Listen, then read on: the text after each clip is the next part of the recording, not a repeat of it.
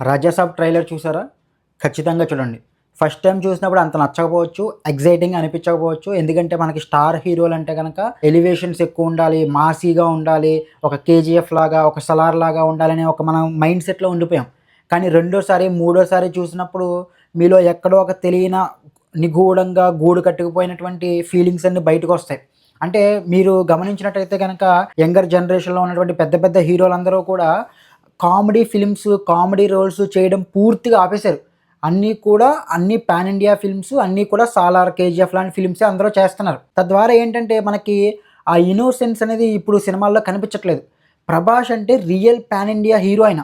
అలాంటి హీరో ఒక 'మారుతి' గారంటే ఆయన ఒక సెకండ్ టైర్ డైరెక్టర్. ఆయన పెద్ద డైరెక్టర్ కూడా కాదు. ఆయనకి పెద్ద కమర్షియల్ సినిమాలు కూడా లేవు. పైగా ఫ్లాప్‌లో ఉన్నాడు. అలాంటి డైరెక్టర్‌తో 'ప్రభాస్' గారు ఒక సినిమా చేస్తున్నారంటే ఆశ్చర్యంగా ఉంటది నాకు. కానీ ఈ సినిమా ట్రైలర్ చూసినప్పుడు సెకండ్ టైమ్, థర్డ్ టైమ్ చూసినప్పుడు ఒక కొత్త రకమైన ఫీలింగొచ్చింది. ఏమో బావుంటుందేమో, ఒక భలే భలే మగాడివేలా సినిమా ఉంటుందేమో.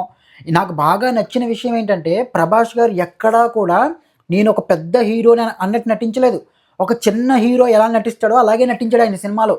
ఆ కామెడీ గానీ, ఆ హీరోయిన్స్ గానీ, ఆ ప్రపంచం గానీ, ఆ హౌస్ గానీ అంటే రొటీన్‌దే. మనకి రొటీన్‌గా ప్రేమ కథా చిత్రం లాంటి సినిమానే ఇది కూడా.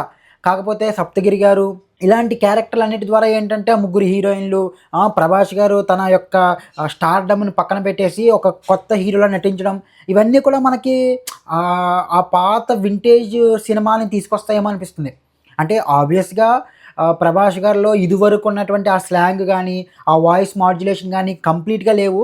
బాడీలో కూడా ఎనర్జీ లేదు. అండ్ ఆయన బాగా స్లిమ్‌గా కనిపిస్తున్నారు. మరి అది ఆయనేనా? లేకపోతే వేరే బాడీ డబుల్‌తో షూట్ చేసి ఫేస్‌ని స్వాప్ చేసారో అర్థం కావట్లేదు గానీ, మాక్సిమం నేనైతే 90% అది 'ప్రభాస్' గారే అని నమ్ముతున్నాను నేనైతే.